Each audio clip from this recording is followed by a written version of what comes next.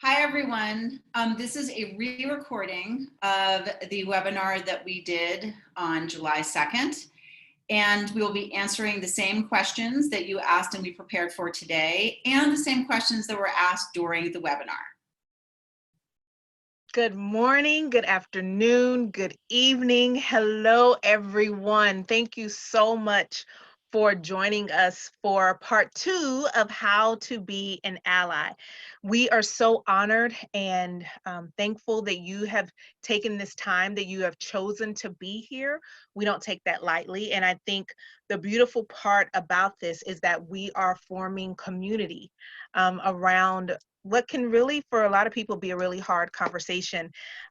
We want to set an intention because you chose to be here, because you clicked play, because if somebody forwarded this to you, you decided to, let's see what these two women are talking about. You are here on purpose. And with that intention, I think it's important to also remember that we are a part of a journey, that this does not, it didn't end June 30th, contrary to how it may look on social media, that this is something that's ongoing. And the fact that we are here together means that we choose to be a part of the journey together. So I like to set intentions. So if we could just take a moment to take a deep breath.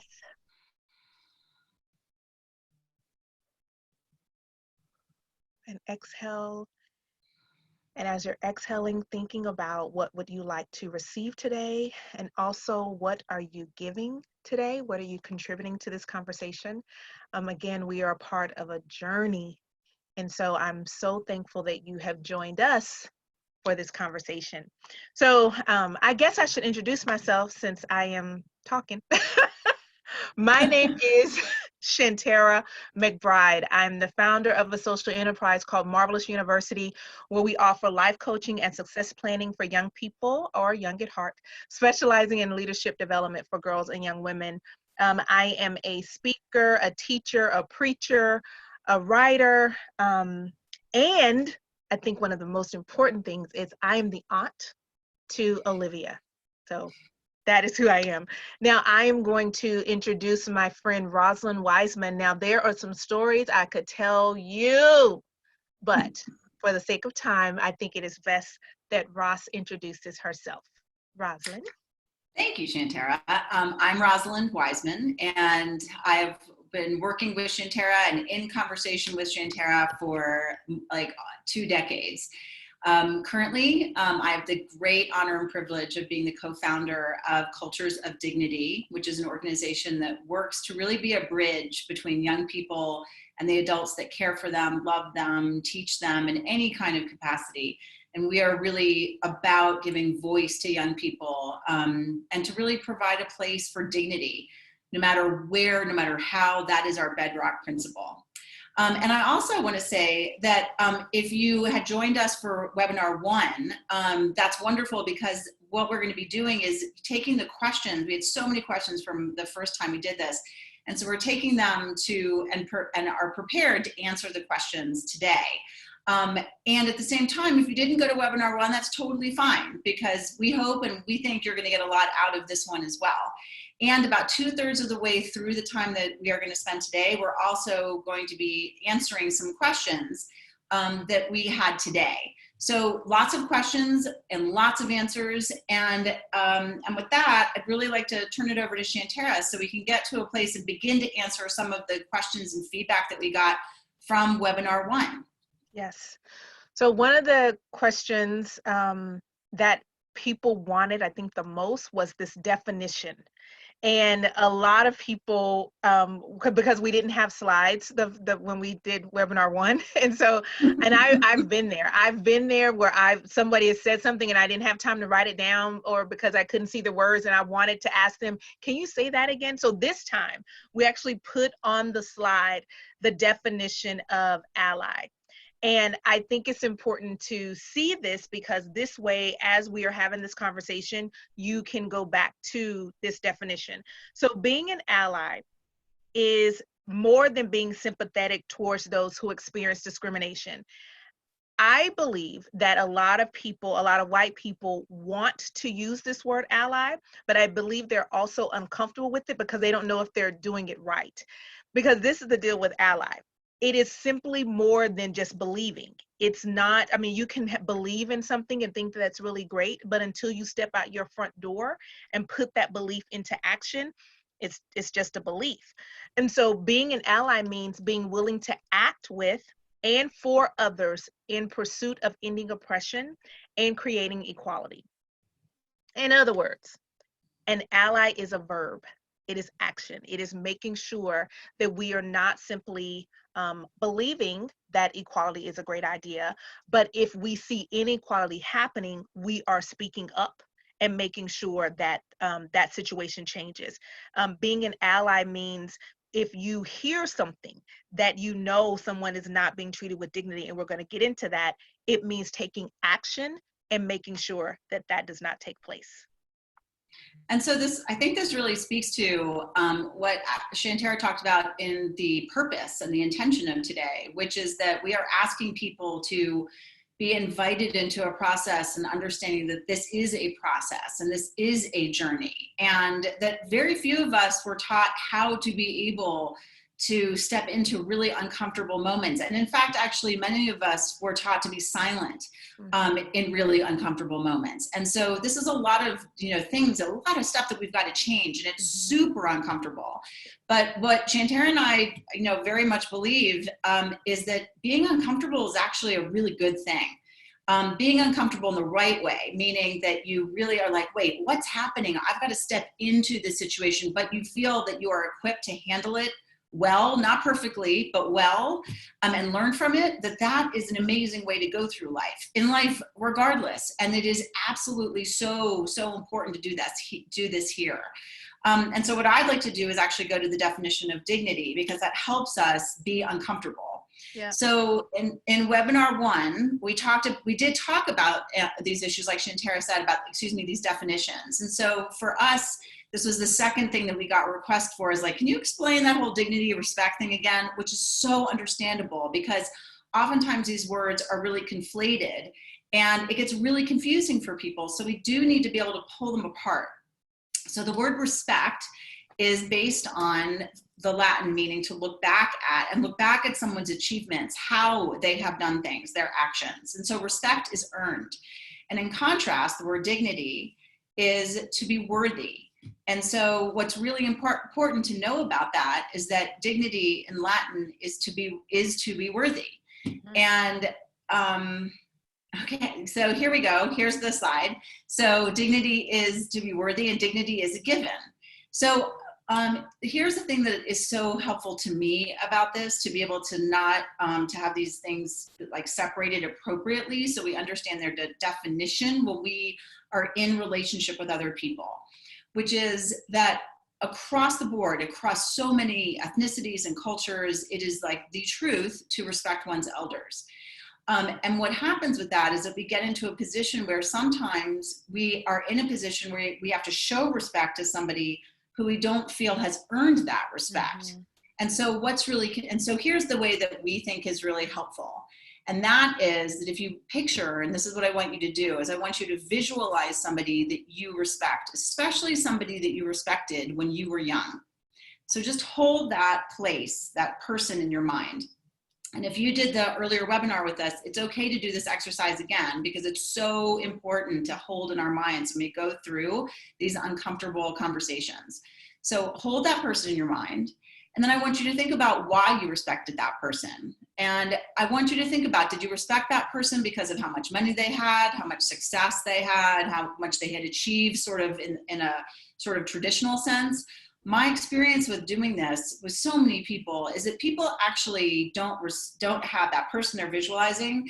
It's not because that person was successful in that way. It was because, and they respected that person because of the way they treated others, which is to treat that other people with dignity. And so if you think about that, and then you think about that there are many people, like now hold into your mind somebody that you disrespected when you were young. So hold that person in your mind. regardless of how much success they had or how much power or authority they had, you probably didn't respect them because they didn't treat people with dignity, with worth. And so when we think about that, we can pull apart these two words and we can say, hey, wait a minute, like I'm always going to treat you with dignity, but there is actually space where if you're acting in ways that I don't admire because you are not treating someone with dignity, I don't have to respect those actions. And so it pulls it apart, but it allows us always to treat people, regardless of position, with dignity. And so that's a principle that we really hold dear. And also that a principle is something that guides behavior and it guides actions. So we're going to use this concept of dignity with all of the questions that you asked us. And then we've got a couple of other principles that we just want to reiterate that came from the first webinar, but also is just as applicable here. One is that we are going to be easy on people and hard on ideas. And that includes ourselves, because we're going to talk in this webinar about making mistakes and about being embarrassed about it or unsure or being so paralyzed about making mistakes that you don't do anything. And you want to do something. And then you beat yourself up about that, or you feel shame about that. We're going to be easy on people and hard on ideas. We're going to be rigorous about looking at ideas about how we can do better or how we can educate ourselves or how we need to understand the world around us more. And that includes that Shanterra and I are going to be uncomfortable or awkward in these moments, which is okay. It is okay to be awkward and uncomfortable. It is okay. It's like I said before, and Shanterra said before, this is a journey and a process. And along the way, there are going to be some really uncomfortable moments. Right. The other thing we're going to do is we're going to define listening as being prepared to be changed by what we hear. So we're going to talk about things that are uncomfortable, you don't agree with. You might get like really annoyed at us during this webinar, really irritated, but really disagree. We're going to be defining listening as being prepared to be changed by what you hear. Mm-hmm. And when we have this bedrock of dignity that underlines all of it, and Shanterra and I could get aggravated at each other while we're doing this webinar, that when we have this as a bedrock of listening to be being prepared to be changed by what we hear with dignity, then we're going to be okay. Yeah. We really are going to be okay. We're going to be able to face these hard things. We're going to go on this journey, and it's going to be something that really profoundly can make the world a better place and make our lives and our relationships better for everybody, for ourselves and for everyone. Absolutely. So with that, should we go on with the questions? Yes. Let's do it. Yes. Let's get in it. All so right. we received a lot of questions. And so our task was to see if we could group some of the questions together or see if there were a lot of questions that were similar in the question. And so here are two of the questions. What does being a successful ally look like if I am in a mostly white community and my friends are majority my demographic in age, race, money, etc.? Another question was, as a white woman, I would like to hear your perspective or advice on developing real enduring friendships with people of color. My true friendships are a limited handful of people who are in the same life stage as me and who live near me. This could be considered insular, convenient, and lazy. I don't know if that is late, but anyway, how does one authentically build a friend network outside of the insular experience? Can it help the situation? Those what do you think, Javier? Well, I mean, so when I saw these and there were questions similar to this, I think two things that we need to think about. One is this is not the time or don't feel the need to go out and look for a Black friend. And I say that because I think a lot of times white people feel like the only way that you can do ally work is that you have to be able to point to the Black friend that you have. And that's not being an ally, because if that Black friend is only in your life to help you be a better anti-racist, then that's not a friendship. That's someone you hire. That's a coach. That's, that's not a friend. But if you are looking at systemic issues that are going on in our society and you're able to see like wait a second, that group of people, those group of people are not being treated with dignity. They do not have equity. They do not have equality. They are not treated the same. And you speak up and you put action behind that belief, that is being an ally. So I think we have to decide between how do, this desire to have more Black friends or more people of color in your life to help you be anti-racist versus how do I help end systemic racism in America? Which we can do. And so, and also, you could have, by the way, you could be a white person that has a lot of Black friends or have dated Black people and still have lots of racism that impacts the way that you treat people, Absolutely. talk to people, don't know how to be an ally. So either way, by the way, there's, this is going, it's complicated, right? So you could have no Black friends and be somebody who's actually really able to figure out a way to create in your community ways to be more equitable. You can have tons of Black friends and not know how to be an ally in the moment Absolutely. when they need it most. So that's also something that we really need to take a step back about and think about, and just think about that. And one of the questions we want to ask people is, if that's something that's in your heart or in your mind, both, that ask yourself what the motivation is to have those kinds of relationships or have those kind of people in your life. And so to that end, here's also some suggestions that we came up with, and also from other wonderful, wonderful people, about what you can do to address the systemic equity issue, regardless of what your demographic of your community looks like. So I'm going to give you an example that begins with parenting, because we often develop friendships with people based on common experiences. And so that's the reason why, for example, many of us who are parents develop friendships with people because our kids were initially friends. Or in a workplace, you develop hopefully you are able to have friendships, deep friendships with people that you work with, or at least you're in relation with them on a day-to-day basis. Yep. So it is inevitable that you have conflicts with them or opportunities to be able to address these issues. So we're going to answer this in terms of where you are and being able to address these kinds of inequities. So for example, you're a parent in your community and you are in some kind of PTA, some kind of parent organization. And you realize, as these questions are asking, that you live in a majority white community, but there's maybe 20% people of color in your community, but there's nobody in position of leadership in the parent group that represents that minority. Well, you are an ally and you're like, well, this is terrible. I need to do something about it. And by the way, what I'm describing to you is something that I would be and am vulnerable to falling into this mistake, which is I see this problem and my immediate response is, I am going to fix this problem. I think white people have like a really big issue with wanting to fix the problem. The problem with wanting to fix the problem is that when you rush in like that, what you don't do is listen to the people who know more than we do about how their experience, what they need, how they would like for you to be involved. We just go in. And for various reasons, like, oh, there's that person doing that again, or it's not worth bothering. They just sort of let you sort of spin out, and then it's not effective.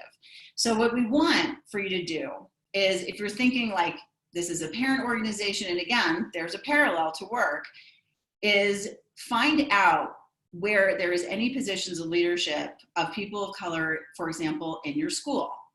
Or is there a community or people within that, informally or formally, that you could extend yourself to and say, hey, I'm on the parent association, whatever it is, whatever the group is.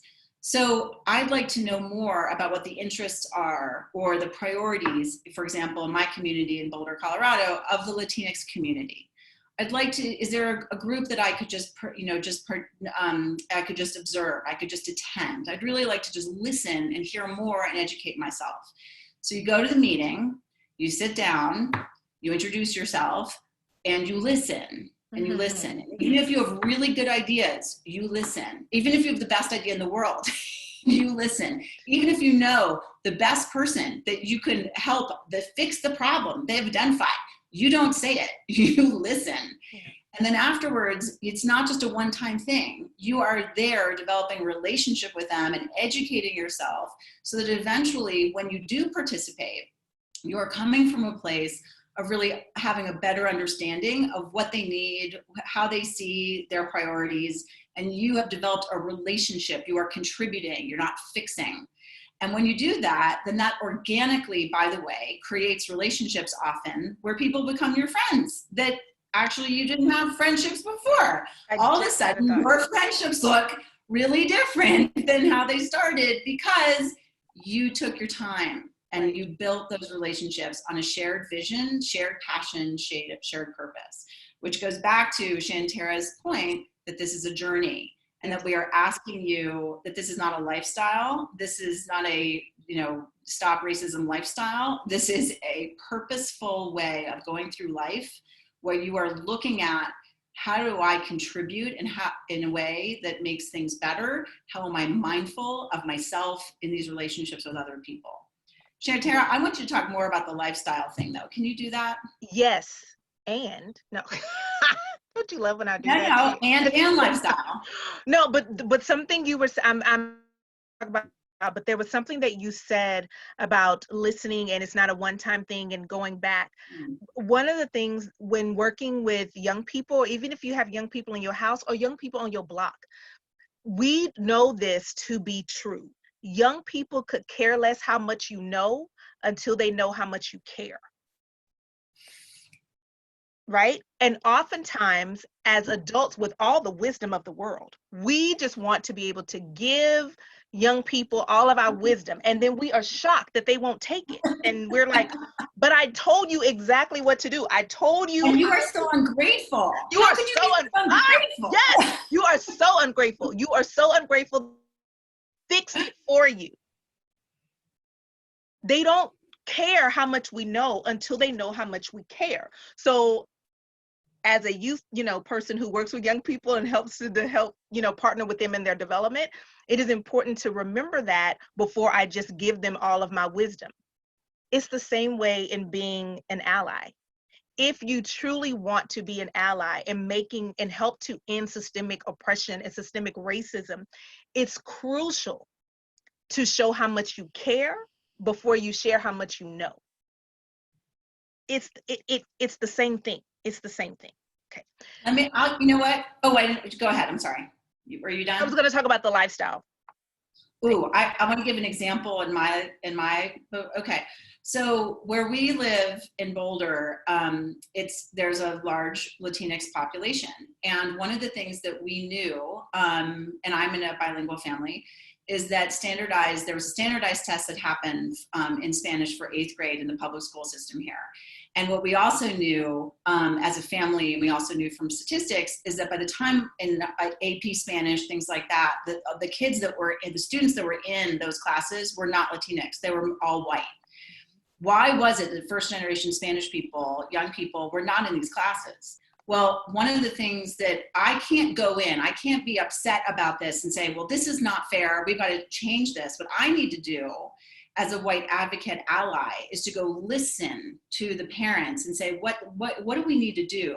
I need to listen to the educators to understand their constraints, their limitations, or what they don't feel comfortable saying, for example, to administrators, so that I have an understanding of it, so I don't come in looking like I know what I'm doing and like this hero thing that I'm doing, which actually all really backfires, because there's all sorts of things that the person in my position never knows and doesn't understand the complexity of it. And so then if we do have some kind of solution, that's one of the reasons why it doesn't work. Yeah. Because we haven't taken the time to understand the actual complexity of the situation, which then really comes down to, and this will, I think, goes to lifestyle, is that when you're advocating like that, it's really about making yourself feel better than actually addressing the problem. Yeah. I've found that when it comes to that kind of advocacy, it seems as if it's easier for white people to go to the people that they are trying to help or fix versus going to the person who caused the problem. So it's like, right? So instead of going to the principal or the CEO or that person, we are going to just focus our attention on these people, because then I can help fix it right here. But what you really can do as an ally, because you are heard, is to go straight to the person that helped create the problem or keeps the problem going. And can you talk a little bit more about, because you just said that the ally is more heard. Can you explain that more? Absolutely. So listen, there are often moments where when I think it's very important to understand that as an ally, as a white person, you are heard differently than I am, regardless of the situation. It doesn't even matter what we're talking about. You are heard differently. And that is because of the foundation of this country. And when I think about if there is a problem, if a problem has come up, and if I am sitting in the meeting and I'm the only person of color, I'm the only Black woman, and if I want to address it, I can be considered a problem, or I can be considered as someone who's always bringing up race.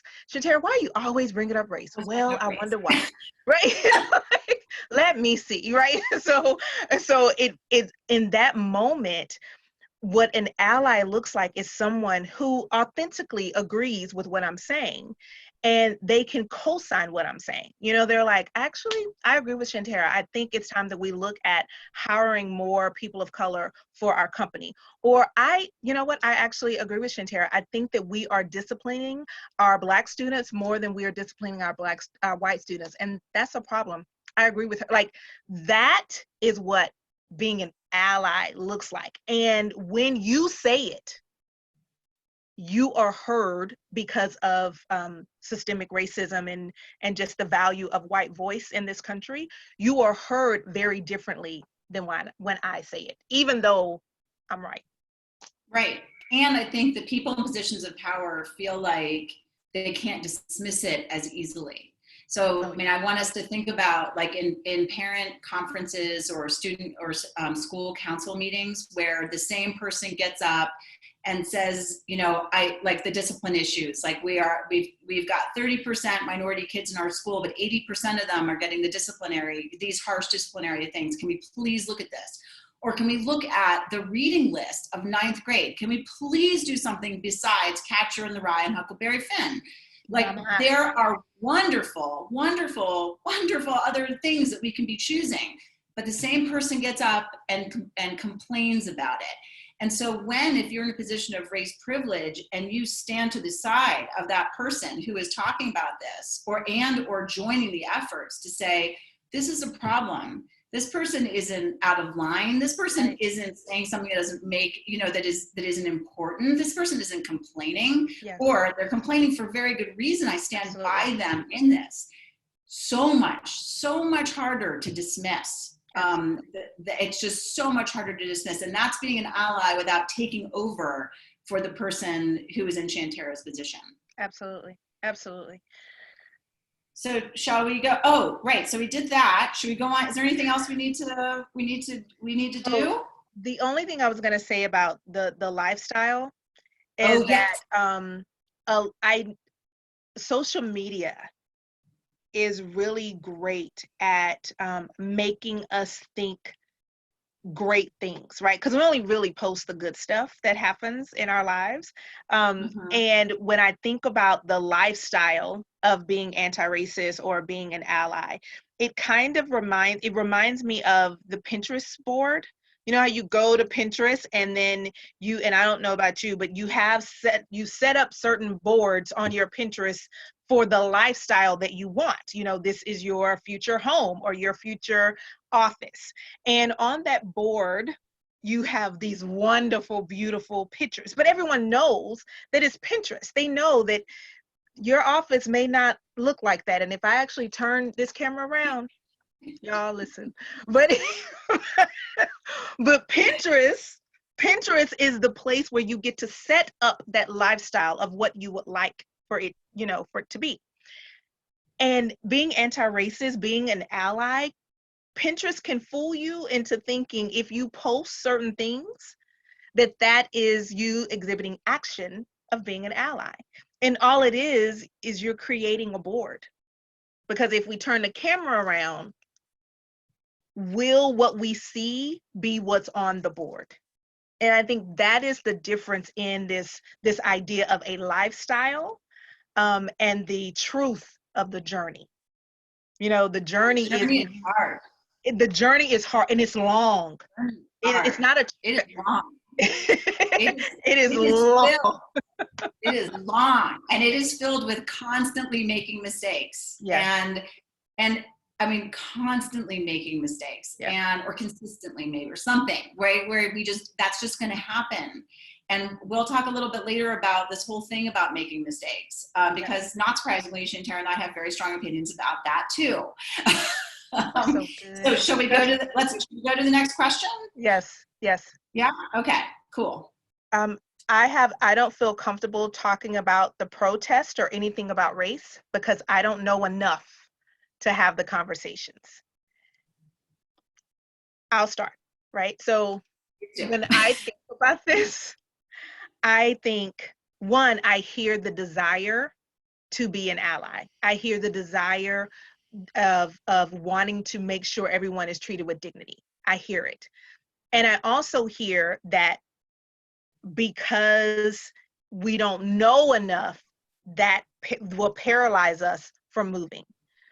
And the beautiful thing about how our world is set up right now, there are plenty of narratives from Black people, from video, film, television, books. Like, there is so much information. And what I've learned, and I love reading and hearing, because even as a Black woman living in America, I'm hearing Black authors and Black writers, and I'm like, oh, we have the same experience. Like, I was just listening to Austin Channing Brown, her book, and I'm gonna get the name in a minute because I just had a moment where it just left me. But even listening to her, I was just like, are we related? Are we the same person? Because so many of her stories were my stories. So to this, I say, when someone says, I don't know enough to have the conversation, there is a lot of ways to get a lot of information. And the other part, and the last thing I'll say about this is, the great thing about having your intuition and having your person is that your intuition will jump up when you see someone not being treated with dignity. No other information is needed. Like, it's right there. You may not have all the language, and I think sometimes we get paralyzed by language, making sure we're using the right words, but something as simple as, that was wrong, that will stop a person in their tracks. Like, and no other information is really. Okay, but Shanterra, I want to, first of all, her book is called I'm Still Here, Black Dignity in a World Made for Whiteness. So I'll say it again because I said it quickly. I'm still here, Black dignity in a world made for whiteness. Thank you. I want to push back on you about this because I want you to answer the question of, so if somebody says that was wrong, right, to a person, no, right, that was wrong. That was wrong. What is the next reaction going to be, though, from the person who hears that? So if a white person says to another white person who is exhibiting some behavior that is racist, ignorant, or I make a difference between ignorant racism and malicious racism. Yes. I tend to make that distinction. Yes. But so what is let's talk about that. So what's more likely to happen is the white person that is being talked to will get defensive. And the great thing about this is that the white person who is the ally gets to say, I saw you interrupt that person. I saw you call the police on that woman. I saw you lie on that woman. I saw you in Central Park, and that man wasn't doing anything to you. And you know what I mean? Like, get very specific about the behavior. And Mhm. again, you don't need to know much about race. You just see injustice. You see someone Right. not being treated with dignity, and you are able to speak up. You are able to stand in solidarity and say, wait a second, I may not know much about what's going on, but I know what I see, right? I know what I Right. see. And And I, then the person says, I didn't mean it that way. You're just being overly sensitive. Like, I didn't mean it that way. So, and then the response, because I know this is the thing I think that white people fear, is this escalating conversation that it's going to get out of control. They're going to lose their words. And it's just going to get bad. Like, it's going to get bad, and now, maybe something will happen where somebody will record it, and then they'll look awful. And then, I mean, like, this cascading decisions, like, and you've talked about this, about like where Black people, in moments where they feel like where someone's been racist to them, they go through cascading emotion decision making. So actually, white people need to realize that in that moment, you actually are just a little bit being able to get into a place of, oh my gosh, like that feeling we this is have of happening. paralysis, fear, it's happening. What do I do? How do I respond? All of this stuff, correct me if I'm wrong, Black people are feeling 100-fold. Listen, Because, right? I have to think about it before, like, if someone has said something to me that is racist, if someone treats me as if I am invisible while standing in line at Target and comes and gets in front of me because I'm practicing social distancing, and instead of getting behind me in line because the little things on the floor tell you where to stand, and then they get in front of me, and I'm like, do you? So I'm just, listen, lived experience. And so if a white person says, so let me finish that thought. I have to be very careful how I respond. And I can already hear somebody, well, maybe they just didn't see you, or maybe they didn't skip you to be racist. Here's the rest of the story. When I say, excuse me, the line starts back there, and the person looks at me and just decides to turn around and then turns back and says, well, I'm really in a rush and I only have a few items. No, ma'am. No, ma'am. And in that moment, I have to think about one, because I'm churchy, I have to think about, what would Jesus do? Okay, do I let this person just skip me? Am I in a rush? Is my time valuable?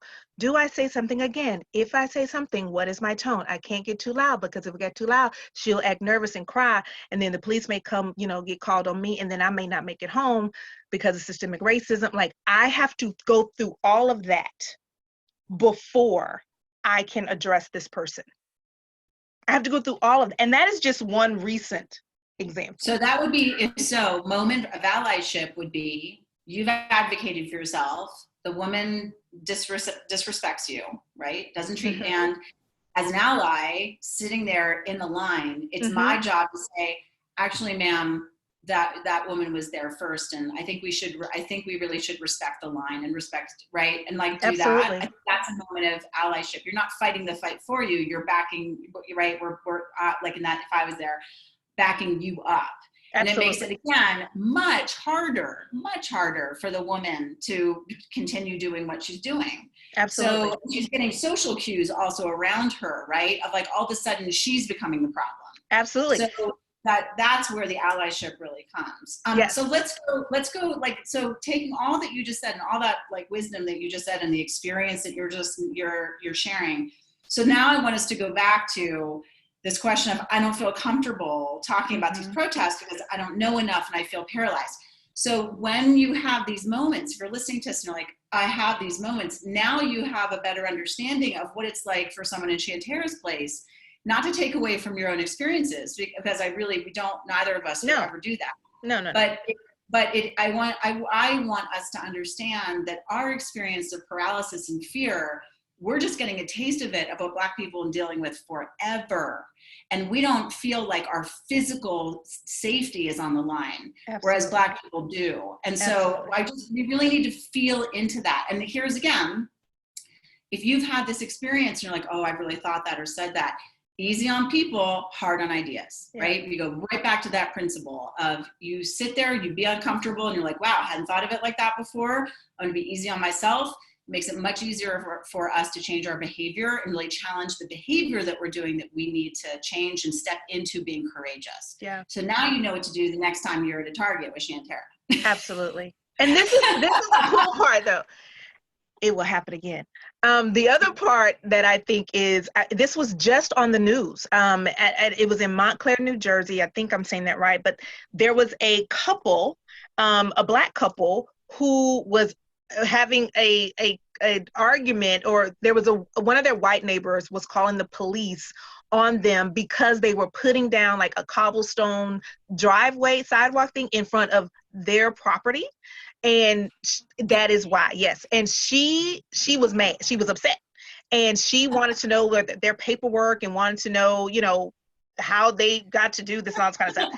And so they were basically telling her, first of all, get off our yard. And, so they were telling her I'm to get. sure they did not. Okay, but yeah, actually, I need to stop talking. Go ahead. Yeah, so they were saying get off our property. Well, in the meanwhile, this white neighbor gets on the phone to call the police on this Black couple. And what I love about this, and if you Google it, search it, it's there. What I love, the neighbors that came out, and all I saw in the video were white neighbors who came out in solidarity with this Black couple. And I love it because the Black woman who was talking, she was handling the situation. She was like, call the police, do whatever you have to do, and back away from my property.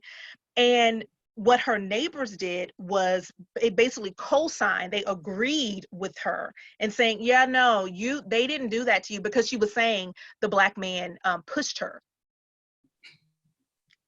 Anyway, so she was making up stuff.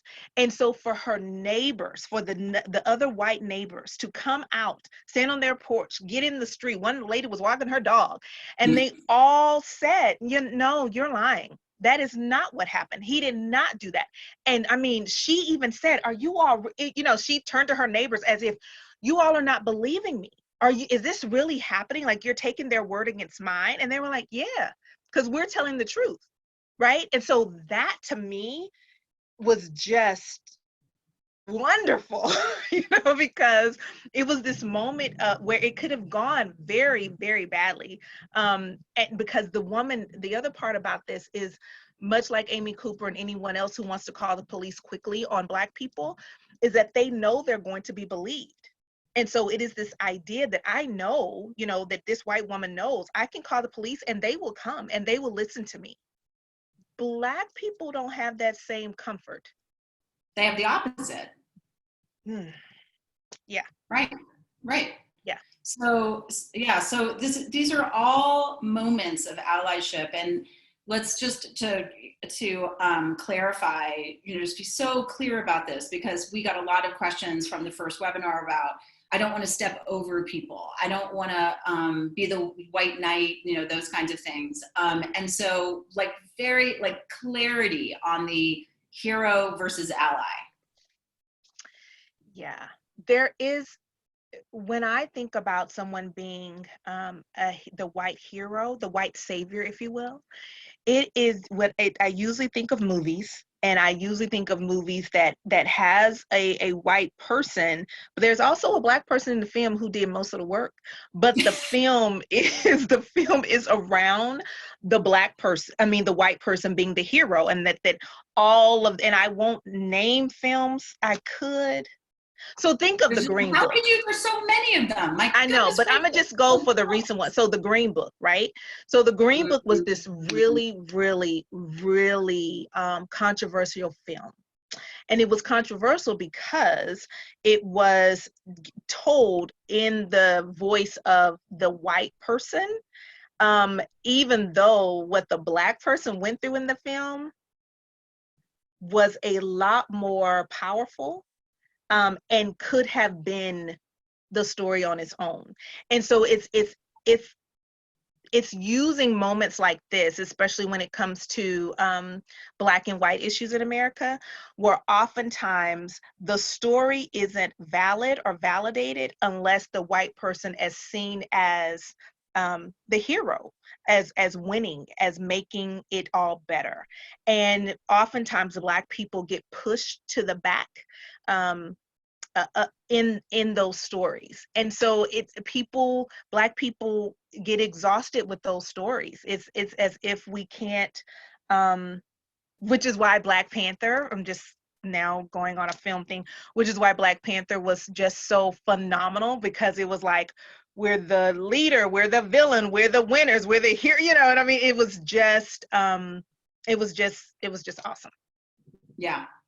So, so let's change, we'll just pivot a little bit, which is that, so the question is, let's go to another, we mentioned this a few minutes ago, but we're going to all of the fears that white people have, right? Yeah. Or a lot of them. So yes. What if I make a mistake? What if someone takes offense at something I say? How do I follow up to make it better?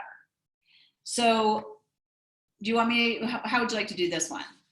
You know that I've made lots of mistakes, so I could talk about this quite a bit. Well, I will say this. A sincere apology always works. I think when a mistake is made, and when a mistake is realized, when a mistake is owned, it's just like any other relationship. When a sincere apology is made, that is the first step. And I think oftentimes white people get so afraid from the mistake, like, oh no, that Black person's going to think I'm a racist, and they're going to think I don't hear them, I don't, and they can go on that extreme, and it paralyzes them from correcting the wrong and moving forward. And yeah. I think that the sincere apology, let's start there. So let's also talk about, because I think white people also hear their white peers say apologies that are what we would call anti-apologies or fake apologies. So I want to be really clear about what fake apologies are overall in life with relationships, and specifically when power dynamics like this are at play, because apologies should not be about power dynamics. Absolutely. And it really should be about affirming the dignity of both people, or all people. So for example, if I say to Shanterra, because I've made a mistake, but I don't want to own it, I'll say things like, well, I'm sorry, but I really didn't mean it that way. Or I really didn't realize that would upset you so much that I put my hands in your hair, like we talked about at the webinar last time. Yes. I just didn't realize you were going to react that way. And so you're putting the onus, you're putting the blame sort of back on the other person. Yeah. So that's why sincere apologies are so important. And again, frankly, they are relationship building, because, yeah. Correct me if I'm wrong, Shanterra, but if I'm a white person who's made a mistake and I apologize sincerely, then the Black person on the other side, it's going to be like, oh, is it possible that I could trust you, that we could have a relationship that's actually two-sided? Yep.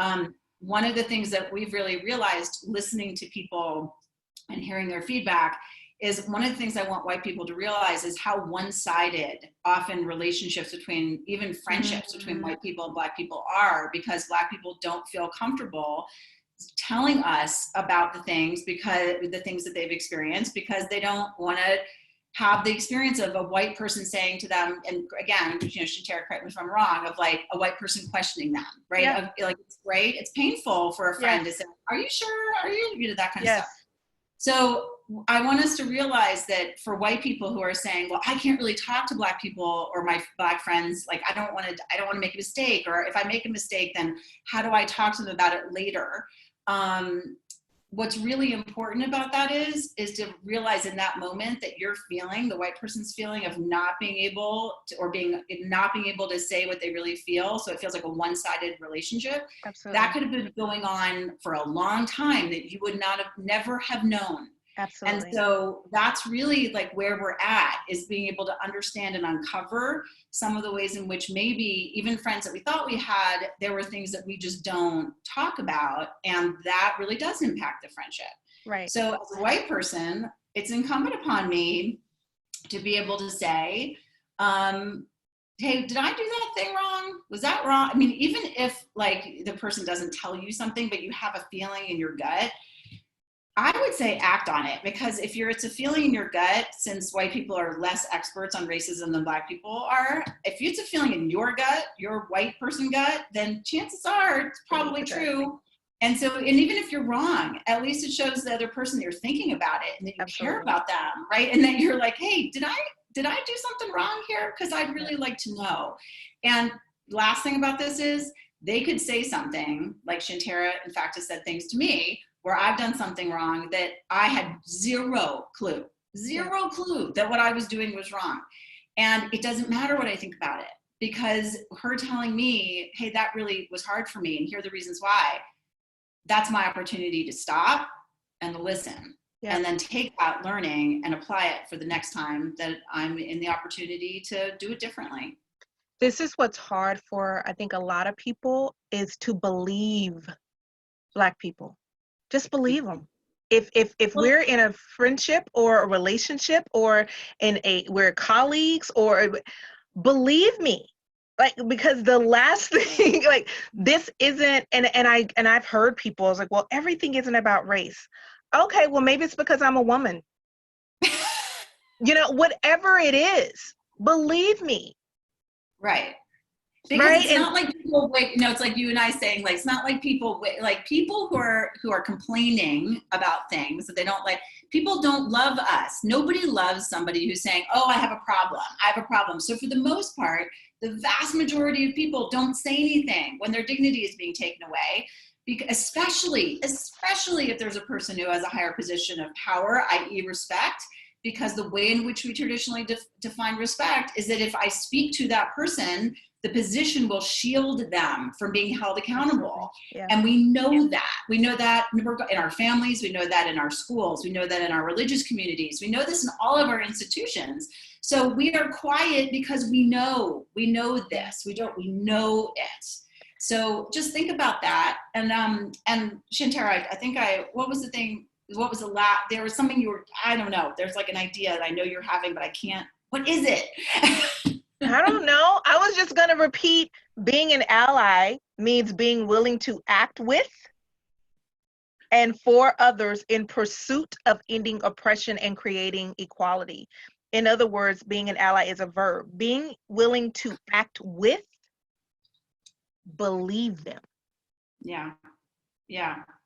So what if you, by the way, what the question that I want to ask to us is, so what if people do, can we make mistakes? I think we need to talk a little bit about, but people are going to make mistakes. And we live in a culture that is not, right, remember, it's really hard on people, easy on ideas. So we live in a culture that there are people who you and I might, like, for the most part, like, really agree with politically, but are also being pretty intolerant of making mistakes. So, I think that it's okay to make mistakes. It's actually inevitable that we'll make mistakes, and that we have to be able to create an environment where the person who makes a mistake is educated and given the space and the grace to be able to come back into the community and show their actions as a fact that they've learned. We can't ostracize and kick out people or cancel them out when they've made a mistake. So do you have any thoughts on that? I do. I think cancel culture is huge, especially and I'll say, with millennials, with Gen Z, I think it is really, really easy to say, well, we're going to just cancel them. And let me be clear. I do believe there was this idea of everyone gets a trophy. And because everyone gets a trophy, everyone, whether you played, whether you did well, whether, it doesn't matter, you're on the team, so you get a trophy. And I think somehow that mindset has transferred into day-to-day relationships with people. And so if someone does something, and let me be also clear on this, I am not talking about a mistake of putting on blackface and wearing it this weekend for the 4th of July. There are enough. I just need to, or hanging a level of education that that's like, right, like hanging a noose and a noose that has been in the NASCAR locker for a year, and no one has said anything about it. You know what I mean? Like, we are no longer at the point where we are in 1950, 1960, or even 1970 or 1980.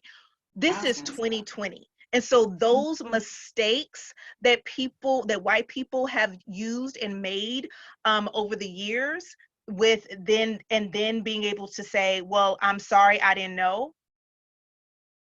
Now you think we've reached the level that you feel like, all right, what else? Let's go back to, okay, but Shanterra, we work with a lot of young people. We enjoy it, and we respect. I love it and respect their political activism and respect. I do want to, like, bedrock foundation that there's so much that's happening with young people that is so they're leading this movement.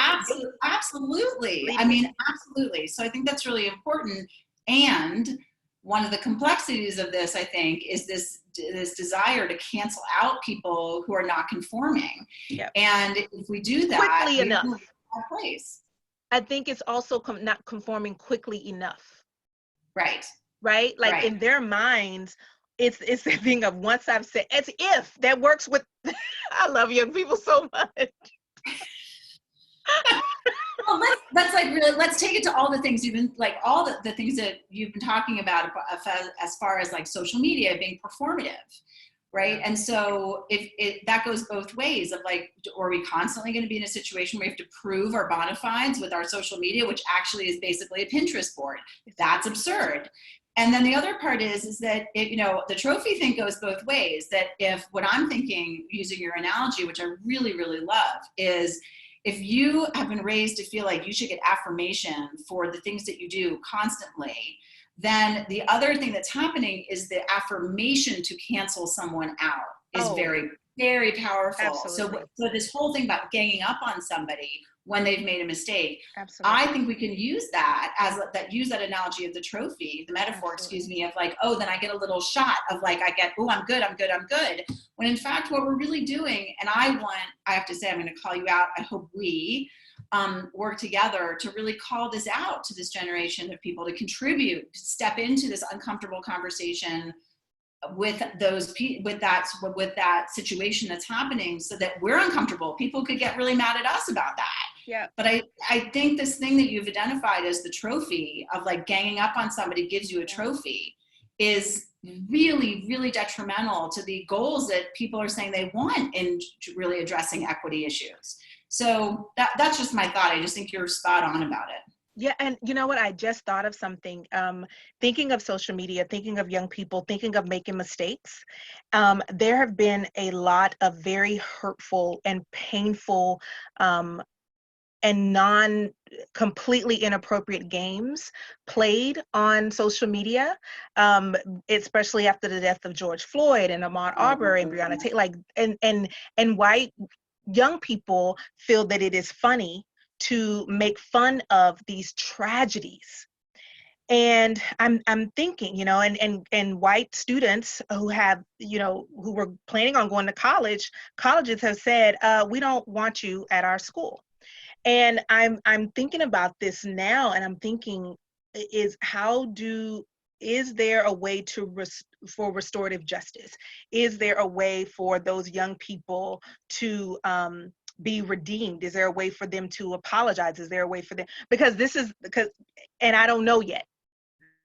Because what tends to happen is a lot of mistakes in this time. Again, that's why I keep saying this is not the 1900s. This is 2020. And for a young person to say, or a seasoned person, an older person to say, oh, well, I didn't know that would be offensive, then it wouldn't have been set up as a game. Right. Because the thing, and also I would think I'm going to call out parents here who are listening, is that your child doesn't have to, God forbid, participate in a game like that for them to see it. Mm-hmm. And so don't wait until you know that your child has actually seen that. Like, know that if you have high school children, I would sit down with them and say, I want to talk to you for 3 minutes, 5 minutes tops.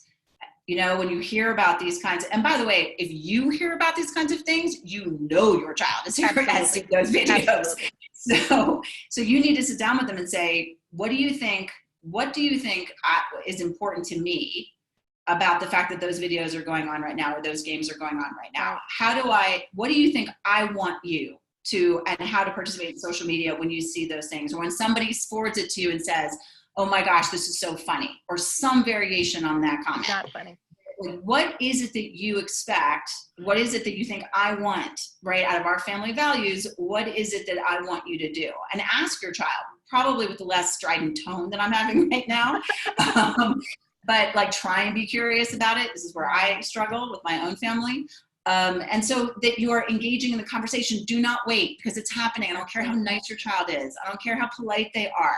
They've seen it. They're somehow interacting with it. They need your guidance about it. Do not wait. And we'll go to this question because I see it. We have a question about middle schoolers and the N-word, so we're going to get to that. But the other thing I will say about this is there have been a lot of papers and articles written about trauma for Black people. When you are constantly seeing videos that go viral of a person who looks like you or someone in your family, someone you could identify with, there is trauma attached to that. I would also like to insert the idea of the effect that it can also have on white children, on white young people. The fact that it can be taken as a joke, when you think about history of these United States and how families took their children to a lynching, like it was a public thing that was celebrated. They packed lunches and they watched a person, you know, the life come out of them. And I think about that trauma that that has to be there. Like, we are human. It has to be there. And so when you think about young people seeing this, regardless of race, we cannot ignore it. We cannot just say, oh, well, that happened to another Black person. I may not need to talk about that with my child. You absolutely do. And especially because it is still a game to a lot of young people. And so that is, we can't ignore it. You know, I want to push even more in schools, because I agree with you so much about what you said, that, you know, we have a lot of upstander, bystander programs in schools, but to my knowledge, almost no schools who do, and I could be wrong about this, but let me say it in a positive way. I would like to see a lot more bystanding situations integrate issues of racism into the situation. Usually what we do with bystanding that our children receive at schools is a pretty, you know, innocuous in some ways bullying situation where one kid's being mean and the other kid is being targeted. And it's presented as very clean and like, this is just, you know, it's very clear like what's going on, but there's no issues, frankly, integrated into racism, classism, sometimes homophobia, not often unless it's specific on that issue.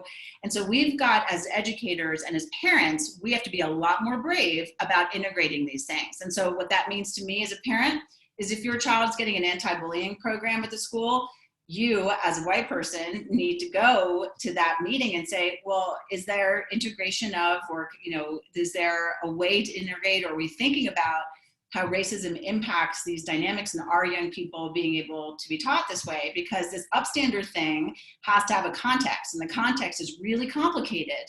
And we've got to be able to move again into these situations, which means, just a little plug for teachers don't know how to do this either. So if we're going to give them this opportunity, which can be really scary for them, then we must train them. Absolutely. If we don't train them, we're setting it up for either things to go backwards and to reinforce like bad things we don't want, or we're reinforcing to young people that bullying programs don't make any difference and they're superficial and silly.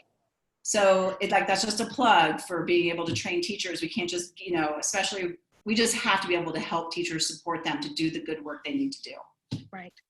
So in talking about teachers, this question of, I work with middle schoolers in a diverse school. I would love a way to talk about the use of the N-word with students. Some Black students say the word and say that it is okay for them to say it because they are taking the word and its power back. Then white kids hear that and think it is okay for them to say it as well. I would love any suggestions you have on how to navigate these conversations as a white person. It is never okay to use the N-word. period. That's it. That's all. And this is what I young people are hilarious. So I often, and I They love are. them so. I love them. And the struggle is real, right? Like, It and is. can you unpack the look you had when you said some Black students say the word and say that it's okay for them to say it because they're taking the word and its power back? Please Yes. explain the expression on your face when you said that. Listen, I know, like I get it. I understand that in the culture of, and I won't even say hip hop, because it may be pre-hip hop, that we have had this, we as Black people have had this, what I like to call this private conversation on a public platform, because everybody is involved in the conversation. However, this conversation does not happen with any other race about words that were used to kill people. This conversation does not happen with any other race. I've never had that happen. No, I have not had that. It's not going to happen. Are you kidding? Not like this conversation. Not. I mean, my grandmother would now be, if she was alive right now, would be fighting with us right now, big time. Yeah. But it didn't. It hasn't lasted 400 years. I can just see my grandmother starting to argue with me, so I'm gonna stop talking. Go ahead. So so I gave the look because there was this wonderful conversation between Dave Chappelle and Maya Angelou that really, really helped me see this conversation, with especially generationally. And when Dr. Angelou talked about how the word, whether you put an ER on the end or an A, how it is still attached to violence, how it is attached to killing Black people, right? And so her having this conversation with Dave Chappelle really just put a different spin on it for me, because he was also defending the culture of like, yeah, but Dr. Maya, we don't look at it that way. So I say that because when we are talking about in schools or in classrooms and whether white people can use it, I have been around where I have seen that white person, and I will say young boy, because most of the time this is about 8th grade, 9th grade, 10th grade, 11th grade boy. This is a boy. This is a boy. And these are kids, and let's be clear, like you and I have both worked with and adored some of these kids. Absolutely. But this is a boy who is trying to also be cool, who is trying to be accepted, who is trying to be courageous, who is listening to hip hop, who has that dress, that look. He takes on that whole persona. And so sometimes Black kids, especially when the Black kid is in the minority in the school, will consider himself gifting the white kid with this street cred of, you can say the N-word. It is like a gift that he does not have power to give. That I have seen that so often, and then the white boys will turn right to me or to some other, or oh my gosh, God forbid, the like junior girl who's like, or whatever girl who's like fighting the fight for, anti-racism. And then what happens, right, is they turn to the Black kid and they say, hey, but you said it was okay for me to do that. Yeah. And in that situation, that power dynamic is very palpable. Yeah. And there really isn't any other thing for the Black kid to say, but yeah, we're good. Like that's good, because the relationship between them, and he can't be seen as being uptight by all of the other white boys, because it's like, oh, remember Shanterra said a while ago, like it's the Black person who's constantly talking about the Black issues. So the boy in that situation is getting like confirmation, social status, and social, like an insurance policy, frankly, of safety, when he's agreeing with these white boys that that's okay. That gift, in a way, in my mind, feels it acts as an insurance policy of him and being safe in a school with the other boys.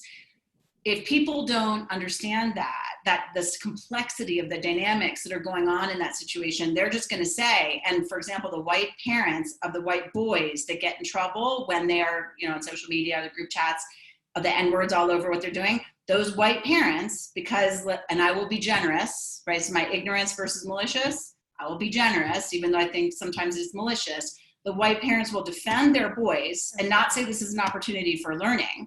They will defend their boys, fight the school about being held accountable, because they will say that that kid gave them permission. So Absolutely. why is my child in trouble? Absolutely. Why isn't this Black kid in trouble? Absolutely. And so if we don't understand what's going on, then the discipline reinforces the racism that's happening. And that could happen in schools, that can happen in work.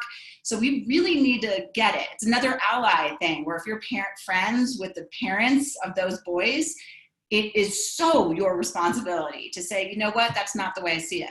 Actually, what I see is that that's an impossible situation for that Black student to be in. And I really would ask you to think about helping the school hold that student accountable. And that would really change things. And thinking about and looking at this question, it said I work with middle schoolers. So whether you are a teacher, whether you are the person just walking down the hallway, you are sitting at the front desk and you hear it all, or whether you see, like, it is up to you to say that word is inappropriate. Period. It's not even a discussion. It's not, because I guarantee you those white students wouldn't say it if I was in the room. They wouldn't say it. You're white, you can't ask. It's not, and your voice as a woman cannot go up at the end of it, right? So you're asking a question, you're actually stating what has to happen, right? And that's really important. I want to add for this teacher, and I think this is true for parents or anybody, is that when these kinds of things come up, that someone says, well, I got permission to do it, or this is what we've always done, or anything like that. So the reference that Shanterra said about Dr. Maya Angelou and Dave Chappelle, really good for discussion starter, and they're short. Yeah. The other one is Ta-Nehisi Coates's one about, that's really just, it's one of the first videos that comes up that he does about what words are not okay for white people to use and why. And then also, I think the ESPN special on the N-word, it's a 30 special, it's about 2 or 3 years old, that I think is great. And really, as a teacher or a parent, I would sit down and say, well, let's watch this and let's have a discussion about it. Let's educate ourselves and then have a discussion about it, so that we can have an informed discussion, not just reacting, right? And to the power dynamics in the room or whatever's going on. So we're coming from a place of education. And I'm going to be patient in that place of education, because this is the only this is the only word where, and I get it, it's in music. I get it. I get you went to a concert with your son and the artist on stage was saying the word over and over, and your kid knew every single word and was saying the word too. So I get it. And I also think young people are brilliant. Because I've been chaperoning school dances where I've seen young people able to bleep out the word for themselves. Yeah, they're brilliant. Those are some like real like things that you can use as a teacher or a parent to have a discussion, where you also can be educated at the same time and say, you could, and really part of this could be like, some of this is confusing to me, or I don't get some of this, so I'm going to learn some more. Yeah. Like, let's go look at some other stuff. Let's go find some more stuff and continue the conversation. All right. So what we've got, let's see, what other questions do we have? We answered. What have we answered? What do we need? There was one other question we had about about race and protest, and I know here I'm in Texas, and so there's been a lot of conversation in the South about monuments and whether monuments should stay up, and and people have asked me, how do you feel about that monument of Robert E. Lee coming down? Like, how do you feel about that? And I'm always, I pause, because I'm waiting to see if there's really a interest in discussion or if there's interest in argument. And so I'm always, the one that will say, well, gosh, I wonder when that monument went up.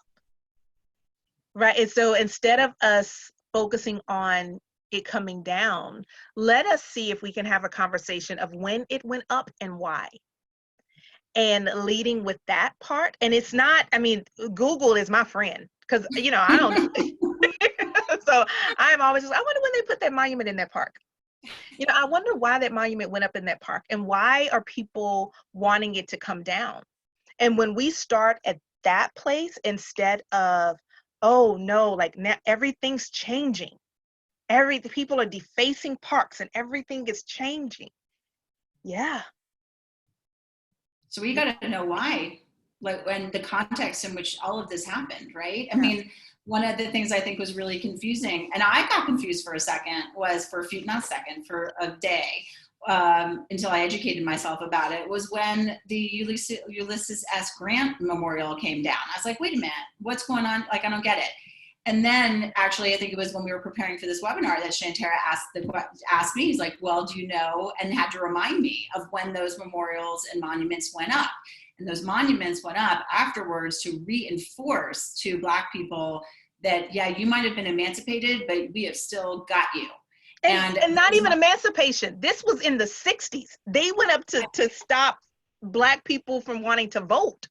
So this was like absolutely, and all the things that happened as far as monuments go in Reconstruction, right after the Civil War. So Shanterra's question is just really, really well taken. And if you get, by the way, I just want to spring off that a little bit, that if you get somebody, you know, you now are in this conversation with somebody, but you feel like they're trying to catch you or trap you, absolutely, or, show you that you're wrong, something like that, pause the conversation, pause it. And say something like, you know, I'm really feeling like you didn't ask me of this question to have a discussion back and forth between us. What I'm feeling is that you asked me this discussion to show that I'm wrong about something. Yeah. Am I right about that? Just be like, am I right? Just, am I right? Is that what the purpose of asking me this question? Because I really do want to engage with you. I do want to have a conversation, but I really want to know what your motivation is. Like, call them out in a way that is based in dignity. So and you know, when we know these feelings, we often have them with our family members, where you feel like you're getting caught or pushed to like explode. So when you feel that feeling, trust it, and say, why are you asking, right? Because I do want to have a conversation, but I do need to know why, because it feels like you want to show me that I'm wrong. Mm-hmm. You know, and you can even say with a family member, you're my family's, if you feel this way. It's important to me that as family, we're in real relationship with each other. So that's why I'm saying this to you, right? Which actually, by the way, shows dignity and shows respect to the position of the person in whatever family position they're into you. So it shows dignity and respect at the same time. Yep. I think we covered our questions. Did we? I think, well, I just want to make sure, that I think we need to add on a little bit about, because people were so concerned about this family thing. That, right? And you know, I'm sure, Shanterra, don't Black people and their families have like big issues that they don't talk about at all? Nah, it just doesn't happen. Like this question, I will say out loud, Black families would not be able to relate to at all. So hold please. How do you keep any semblance of a relationship with an immediate family member when you've had the fights and the arguments and have had previously said, okay, it's okay, agree to disagree. Then you go back and say, no, that's not enough. So yeah, white people have this problem a lot. Politically, we have it a lot. I'm going to say a few things. I'm going to turn it over to Shanterra so you can maybe like share both sides, right? Not only white people who have this. So this is the reason why, by the way, that Shanterra has never probably invited me to her family reunions, which I've tried to invite myself to. You have been to Dallas, and you have, I mean, you've been here. I'm just going to say, so here's my things that I think are really important to say. And when you're having difficult problems with people in work and whatever relationships you're in, you're feeling stuck, you're feeling like you're not being treated with dignity, you feel like you're getting trapped, is say, when they say something you get really, really upset about, I would say, help me understand why you believe, or help me understand, and then say what it is that they're saying that's so problematic for you. So the help me understand is actually a response for you that as soon as you hear it come out of your mouth, it helps you to calm down. So it's your default thing. You don't have to be scared and that you're going to get overrun by people. You just have this default strategy of help me understand. The other thing that you can also say is, this is clearly really important to you and I really want to understand why. So can you explain it to me? Again, those are default responses that will calm yourself down so you don't ever have to feel these conversations are scary, but if you have those in your back pocket, they're never going to get completely out of control. Yeah. And I mean, yes. And the thing I will say about family dynamics, it's family. We can't always get away from them, move away from them. Somebody is going to say something, but this is what I think about. It's not just about that person, it's about the young people, the generations after. So I'm always thinking that when we excuse that person and that language or that idea, and we just say, oh, that's just how they are, there are young people watching. And at some point, we have to say, okay, what they just said is completely inappropriate and it is unacceptable. And that is not how we're moving our family forward. Like that has to be said, because what we do is continue to pass down lies. Silence. Lies and silence. Lies and silence. We pass it down, and it has to stop. It has to stop. We can no longer. Our children, when they see us be courageous, then they can be courageous. But it starts at home. It starts at home. It starts at home. So we got a lot of people sharing. This is our last official question. Yes. Or it's what we wanted to leave you with as far as like concrete steps moving forward. Is we got some feedback from people that they wanted to share either webinar with other people, and so we wanted to give you some tips on how to do that. So Shanterra, do you want to walk us through that about like how you can do that? First of all, thank y'all for wanting to share this. You know, I think that's awesome. And I will say, be intentional about how you share it. So instead of just sending someone an email, you know, just like, I saw this, watch it. A text, right? It would be really great for you to say, hey, I watched this webinar, would love to talk about it with you. Can we schedule some time tomorrow or, you know, in the next week? And I think that will let people know that you're intentional about talking about it instead of just saying, hey, saw this great thing. The other way I think is, you know, this may go up on YouTube. And so with you, if there's one particular question, because sometimes you just want to get to the point, because they didn't want to see the intentions and all, you know, so sometimes a great way to just get to the point is on YouTube. You can share from a certain time.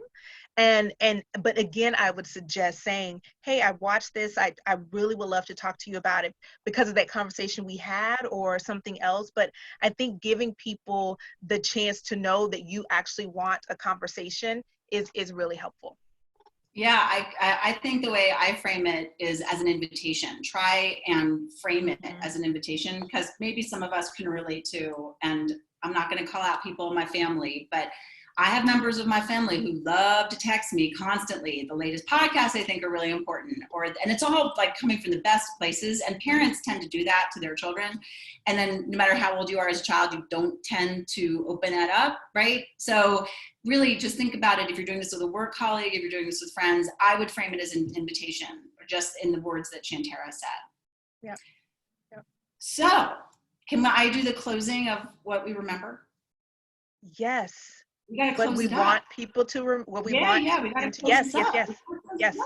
All right. So, so what we want to do is we want to, you know, bring it back to what we first started with Shanterra's beautiful, like, why are we here? What is the intention? And then couple it with what I asked you to do about holding dignity and holding, like, what is the purpose of doing this? And so we just want to give 10 seconds right now to think about what is the one thing that you want to take away from this, you don't want to forget right after you stop listening to this and stop watching us. What's the one thing that you want to remember? Or maybe one thing you want to commit to, having been a part of this with us. So we're going to give 10 seconds to just think about that and be quiet.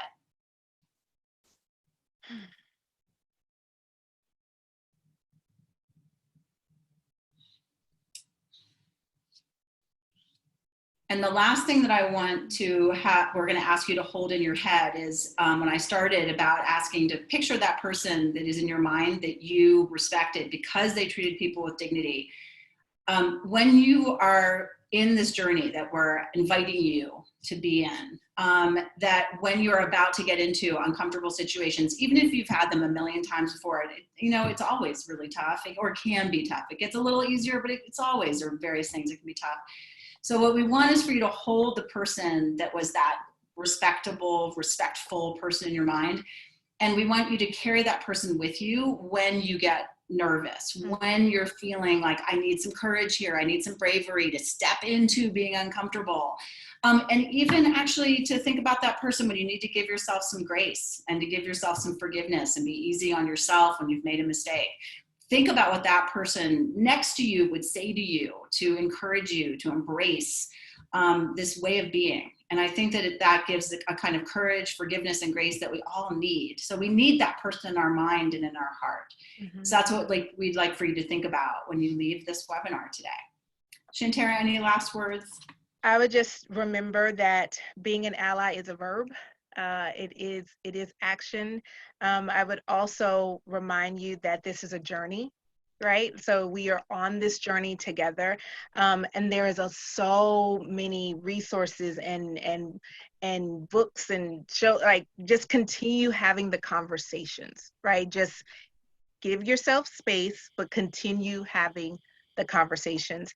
And the last thing I'll say is, I mean, I am just honored that we are here together and that you've joined us, because I think this is going to help heal the world and help change the world. And make it feel really good in your own relationships too, no matter how messy they are. Thank you all for being with us. And let us know what you thought about it. And also, you know, maybe there's some other things you want us to talk about. Let us know. All right. Use your power to empower. Oh, okay. Yeah. Say it again. Say it again. Use your power to empower. All right. Thank you all. Bye.